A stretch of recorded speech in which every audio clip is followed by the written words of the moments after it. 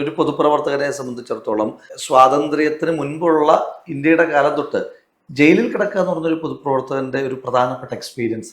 അത് നമുക്ക് ഒരു വലിയ അനുഭവമാണ്. ജയിലെന്ന് പറയുന്നത്, പിന്നെ നമ്മളിപ്പം ഇന്ത്യക്ക് സ്വാതന്ത്ര്യം കിട്ടിയെന്ന് പറയുമല്ലോ. അപ്പൊ ഇന്ത്യക്ക് സ്വാതന്ത്ര്യം കിട്ടി 2025 നിൽക്കുമ്പോൾ നമ്മൾ വിചാരിക്കും എന്താ ഈ സ്വാതന്ത്ര്യം എന്താണെന്ന് വിചാരിക്കും. ഒരു തവണ ജയിലിൽ പോകുമ്പോൾ നമുക്ക് മനസ്സിലാകും എന്താണ് സ്വാതന്ത്ര്യം എന്ന്. കാരണം നിങ്ങൾക്കിനിയും എന്തെല്ലാം ഉണ്ടെന്ന് പറഞ്ഞാൽ, നിങ്ങൾ ഇപ്പം ഒരു പൊതുപ്രവർത്തന സമരത്തിന്റെ ഭാഗമായിട്ടാണ് ജയിലിലേക്ക് പോകുന്നത്, ഏതാനും ദിവസങ്ങൾക്കുള്ളിൽ നിങ്ങൾ പുറത്തേക്ക് പോകുമെന്നറിയാം. പക്ഷെ നിങ്ങൾ പെട്ടെന്ന് നിങ്ങളുടെ എല്ലാ സ്വാതന്ത്ര്യവും, നിങ്ങളുടെ മൂവ്മെന്റ്സ് എല്ലാം ഭയങ്കരമായി ലിമിറ്റ് ചെയ്യപ്പെടുകയല്ലേ. ഒരു 4 ചുമരിലല്ലേ നിങ്ങളുടെ മൂവ്മെന്റുകളെല്ലാം പറ്റുള്ളൂ. നമുക്ക് സമയം നോക്കാൻ കഴിയില്ല, സമയം മാറുന്നത് നമ്മൾ അറിയുന്നില്ല, നമുക്ക് ഒരു തരം എന്റർടൈൻമെന്റും ഇല്ല, നമുക്ക് പുറംലോകമായിട്ടൊരു ബന്ധവുമില്ല. അപ്പൊ അങ്ങനെ കഴിയേണ്ടി വരുന്നൊരു സാഹചര്യം. എന്നിട്ട് ഇപ്പം നമ്മളോടൊപ്പം കിടക്കുന്നവരെ നമ്മൾ ജീവിതത്തിൽ ഒരിക്കലും ഒന്ന് കമ്മ്യൂണിക്കേറ്റ് ചെയ്തിട്ടില്ലാത്ത ആളുകൾ, അതിൽ തന്നെ ഒരു 90% ഹാർഡ് കോർ ക്രിമിനൽസ് ആണല്ലോ. അതിൽ കൊലപാതകികൾ ഉണ്ടാകാം, ലഹരി കടത്തിയ ആളുകൾ ഉണ്ടാകാം, മറ്റ് പല കേസുകളിലും പെട്ടിട്ടുള്ള ആളുകൾ ഉണ്ടായിരിക്കാം. അപ്പൊ ഇവരോടൊപ്പമാണ് നമ്മൾ കിടക്കേണ്ടി വരുന്നത്. നമ്മുടെ ജീവിതത്തിൽ ഇപ്പം നമ്മൾ എപ്പോഴേലും കള്ളനെ കാണേണ്ടി വരുമെന്ന് വിചാരിക്കുന്നുണ്ട്. കള്ളനെ കാണേണ്ടി വരിക എന്ന് പറഞ്ഞാൽ നമ്മളെ ഭയങ്കരമായിട്ട് പേടിപ്പിക്കുന്ന, ഇപ്പൊ നമ്മുടെ വീട് അപഹരിക്കാൻ വരുന്ന ആളാണല്ലോ കള്ളൻ. നമ്മളെ പേടിപ്പിക്കുന്ന ഒരു മൊമെന്റ് ആണ്. നമ്മൾ കുറെ കള്ളന്മാരുടെ കൂടാണ് കിടക്കേണ്ടി വരുന്നത്. അപ്പൊ അതൊക്കെ എന്ന് പറഞ്ഞാൽ വേറൊരു തരം എക്സ്പീരിയൻസ് ആണ്. ഒരു പൊതുപ്രവർത്തകന്റെ ജീവിതത്തിൽ നിർബന്ധമായിട്ടും ഒരു ജയിൽവാസം ഉണ്ടാകണം. അത് ഏത് കാലഘട്ടത്തിലും, ഇപ്പൊ പുതിയ കാലഘട്ടത്തിൽ പറയും ജയിലിൽ പോകുന്നൊന്നും അല്ല എന്ന് പറയാം. എന്നാലും പുതിയ കാലഘട്ടത്തിലായാലും നമ്മളൊരു സമരം, അതൊരു നമ്മുടെ സമരത്തിന്റെ ഇന്റൻസിറ്റിയാണ് കാണിക്കുന്നത്. നമ്മളൊരു ഇഷ്യൂ ഏറ്റെടുത്തു. ഇപ്പം ഞാൻ ആദ്യമായി ജയിലിൽ പോകുന്ന കോളേജിൽ പഠിക്കുന്ന സമയത്ത് ഇഷ്യൂ ആണ്. 18 വയസ്സ്. അത് കോളേജിൽ പഠിക്കുമ്പോഴാണ് ജയിലിൽ പോകുന്നത്. അതൊരു സമരത്തിന്റെ ഇഷ്യൂ ആണ്. എന്നെ വീട് വളഞ്ഞ് അറസ്റ്റ് ചെയ്ത് കൊണ്ടുപോകുന്നത് അമ്മമാരുടെ പെൻഷന് വേണ്ടിയിട്ട് സമരം ചെയ്യുന്നത്. ആ സമരത്തിന്റെ പേര് നമ്മൾ ജയിലിൽ പോകുക എന്ന് പറഞ്ഞാൽ നമുക്കൊരു അഭിമാനത്തോട് കൂടിയിട്ടല്ലേ നമ്മൾ ജയിലിൽ ഒരു എക്സ്പീരിയൻസ്. ഈ ജയിലിനകത്ത് എന്നിട്ട് ഇപ്പൊ രാഹുൽ ആദ്യം ചെല്ലും പോലെയല്ല രണ്ടാമത് പോകുന്നത്. രണ്ടാമത് കുറച്ചുകൂടെ എക്സ്പ്ലോറേഷൻ മൈൻഡ് ഉണ്ടാവും. അപ്പൊ ഈ ബാക്കിയുള്ളവരടുത്തൊക്കെ സംസാരിച്ചിട്ട് അവരുടെ ഒരു മാനസികാവസ്ഥയൊക്കെ അറിയാൻ ശ്രമിച്ചിട്ടുണ്ടോ? അല്ല, ഞാൻ നന്നായി ആളുകളോട്, ഇപ്പം ജയിലിൽ കിടക്കുമ്പോൾ ഞാൻ പറഞ്ഞല്ലോ, ജയിലിൽ കിടക്കുമ്പോൾ നമുക്ക് ആകെ ഉള്ളൊരു എന്റർടൈൻമെന്റ് എന്ന് പറയാവുന്ന പുസ്തകം വായിക്കുക എന്നുള്ളതാണ്. അതിനപ്പുറം എന്തെങ്കിലും സാധിക്കുമെങ്കിൽ അത് ഈ ആളുകളോട് ഇന്ററാക്ട് ചെയ്യുക എന്നുള്ളതാണ്. അപ്പം ഞാൻ ജയിലിൽ കിടക്കുന്ന എല്ലാ ആളുകളോടും ഇപ്പം നിങ്ങൾ നടത്തുന്ന പോലെ ഇന്റർവ്യൂ നടത്തും. ഞാൻ എന്താണ് നിങ്ങളുടെ പശ്ചാത്തലം, അതുമായി ബന്ധപ്പെട്ട് ഇപ്പൊ അവരോട് സ്വാഭാവികമായിട്ട് നമുക്ക് അതെങ്ങനെയാ അവരത് ചെയ്തതെന്ന് അറിയാനുള്ള ഒരു കൗതുകം ഉണ്ട്. അല്ല, അപ്പം എനിക്ക് എന്റെ കൗതുകം എന്ന് വെച്ചാൽ രാഹുൽ അവരെ എങ്ങനെ അഡ്രസ് ചെയ്യുമെന്ന് എനിക്ക് അറിഞ്ഞൂടാ. അപ്പൊ ചെറുപ്പത്തിലാവുമ്പോ കുറച്ച് അണ്ണാന്നൊക്കെ വിളിച്ചിട്ട് നമ്മൾ വിളിക്കും. ഇപ്പോഴും അങ്ങനെ തന്നെയാണ്. പ്രായത്തിന് മുതിർന്ന എല്ലാ ആളുകളും നമ്മൾ അങ്ങനെ ചേട്ട എന്ന് തന്നെ ആയിരിക്കുമല്ലോ വിളിക്കുന്നത്. അപ്പൊ നമുക്ക് അതിന്റെ ഒരു ബഹുമാനം ഉണ്ടാവുമല്ലോ. നമ്മുടെ പ്രായത്തിന് ഇളയ ആളുകളാണെങ്കിൽ അവരെ പേര് വിളിക്കും, പ്രായത്തിന് മൂത്ര ചേട്ടാന്ന് വിളിക്കും. അപ്പൊ എന്നിട്ട് നമ്മൾ ചോദിക്കും നിങ്ങൾ എങ്ങനെയാണ് ഇങ്ങനെയൊക്കെ ആയത് എന്നൊക്കെ ചോദിക്കുമ്പോൾ ഓരോരുത്തർക്കും ഒരുപാട് രസകരമായിട്ടുള്ള അവസ്ഥയുണ്ട്. പിന്നെ ഇവര് ഈ ഫസ്റ്റ് ഡേയിൽ നമ്മൾ പലപ്പോഴും അഡ്മിഷൻ സെല്ലിലായിരിക്കും ഈ സമരം ചെയ്ത് ചെല്ലുന്ന ആളുകൾ വരുന്നത്. അപ്പോൾ അഡ്മിഷൻ സെല്ലിൽ ചെല്ലുമ്പം ഇവർ നമ്മളോടൊപ്പം ഇപ്പം നമുക്ക് എല്ലാ ദിവസവും പുതിയ ആളുകൾ വന്നുകൊണ്ടിരിക്കും. അപ്പം ഈ വന്നുകൊണ്ടിരിക്കുന്ന ആളുകളോട് നമ്മൾ ചോദിക്കും എന്താ നിങ്ങൾ ചെയ്തത് എന്ന് ചോദിക്കും. അപ്പൊ അവര് പറയുന്നതും യഥാർത്ഥത്തിൽ അവർ ജയിലിൽ വന്നതായിട്ടുള്ള സംഭവമായിട്ട് ഒരു ബന്ധമില്ല. അത് പിറ്റേ ദിവസം പത്രം കാണുമ്പോഴേക്കും മനസ്സിലാവും. പിറ്റേ ദിവസം പത്രത്തിൽ ഇവരുടെ വാർത്ത ഉണ്ടാകും. അപ്പം ഒരിക്കൽ ഒരാൾ വന്നു. അപ്പൊ അയാൾ മോഷണ കേസാണ്. അപ്പം അയാളോട് ചോദിച്ചു നിങ്ങൾ പിന്നെ എന്തിനാണ് ജയിലിൽ വന്നതെന്ന് ചോദിച്ചു. അപ്പൊ അയാൾ പറഞ്ഞു ഞാനാണ് ഒരു ഗ്യാസ് സിലിണ്ടർ എടുത്തതന്നെ. അപ്പൊ നമുക്ക് ഭയങ്കര സഹതാപം തോന്നി. പാവം, ഒരു ഗ്യാസ് സിലിണ്ടർ എടുക്കേണ്ടി വരുന്നൊരു അവസ്ഥ എന്നൊക്കെ പറഞ്ഞ് നമുക്കൊരു ദയനീയതയൊക്കെ തോന്നി കഴിഞ്ഞപ്പം പിറ്റേ ദിവസം പത്രം വന്നു കഴിഞ്ഞപ്പം അയാൾ അടച്ചിട്ടിട്ട് അമേരിക്കയിൽ പോയ ഒരു വീട്ടിലെ എല്ലാ സാധനങ്ങളും കൊള്ളയടിച്ചു. അപ്പൊ ഇയാളുടെ പ്രത്യേകത, ഇയാൾ ഓരോ ദിവസമായിട്ടാണ് കൊള്ളയടിച്ചത്. ഒരു ദിവസം വന്നിട്ട് റെഫ്രിജറേറ്റർ എടുത്തോണ്ട് പോകും, അടുത്ത ദിവസം വന്നിട്ട് വാഷിംഗ് മെഷീൻ എടുത്തോണ്ട് പോകും. ഇയാൾ ഇതിന്റെ താക്കോലൊക്കെ കൈക്കലാക്കി ഇങ്ങനെ ഭയങ്കര ലോഡുമായിട്ടല്ല പോകുന്നത്. ഏറ്റവും അവസാനത്തെ ദിവസം ഇയാൾ ഗ്യാസ് സിലിണ്ടർ എടുക്കാൻ വന്നപ്പോൾ ഇയാൾ പിടിക്കപ്പെട്ടു. അപ്പൊ ഇദ്ദേഹം നമ്മളോട് പറയുന്നത് ഗ്യാസ് സിലിണ്ടർ എടുത്തതിനാണ് എന്നെ പിടിച്ചതെന്ന് പറയും. അങ്ങനെ ഉള്ള ഒരുപാട് ഇതുണ്ട്. പിന്നെ വേറൊരു മോഷണ കേസിൽ വന്ന ഒരാളെ ഭയങ്കരമായിട്ട് ആളുകൾ കളിയാക്കും. എന്താ സംഭവം എന്ന് വെച്ച് കഴിഞ്ഞാൽ ഇയാളൊരു മോഷ്ടാവാണ്.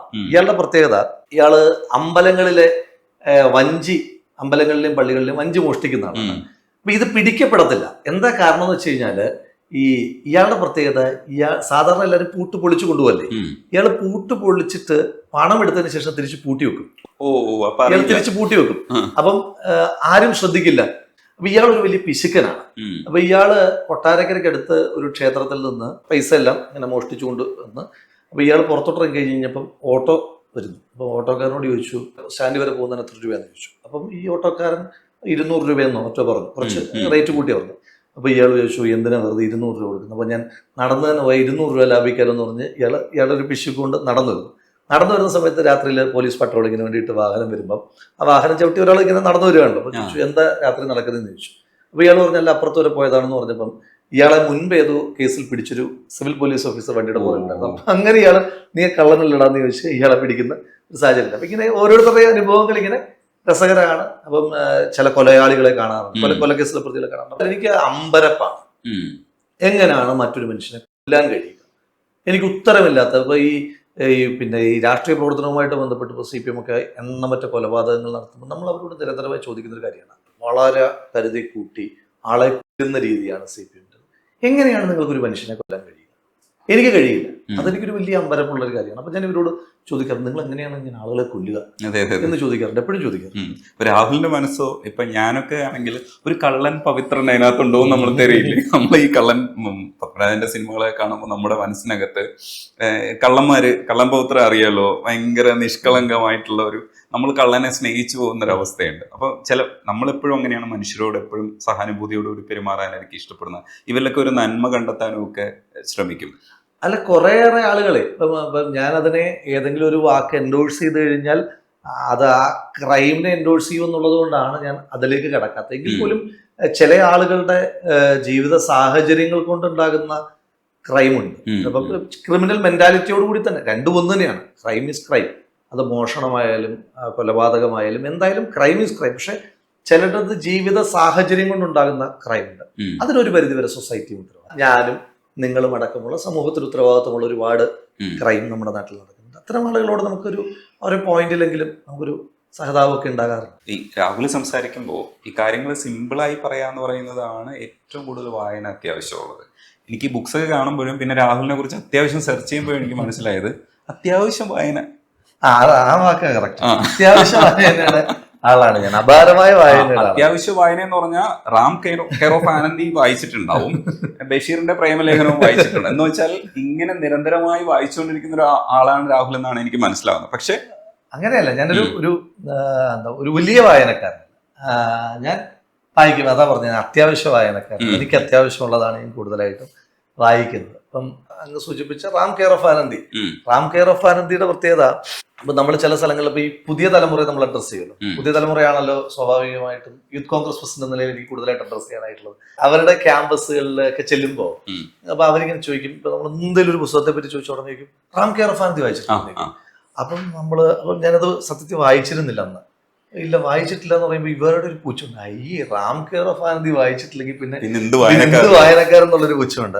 അപ്പൊ അങ്ങനെ ഈ ചോദ്യം നിരന്തരമായി കേട്ടുകഴിഞ്ഞപ്പോൾ ഞാൻ വിചാരിച്ചു പിന്നെ റാം കെയർ ഓഫ് ആനന്ദി വായിച്ചല്ലേ പിടിച്ചിരിക്കാൻ പറ്റില്ലല്ലോ എന്ന് വിചാരിച്ചതിന്റെ അടിസ്ഥാനത്തിൽ ഇങ്ങനെ വായിക്കണം എന്ന് വിചാരിച്ചിരിക്കുമ്പോഴാണ് ജയിലിൽ പോകുമ്പം റാം കെയർ ഓഫ് ആനന്ദി അവിടെ ലൈബ്രറിയിൽ ഇരിക്കുന്നതാണ്.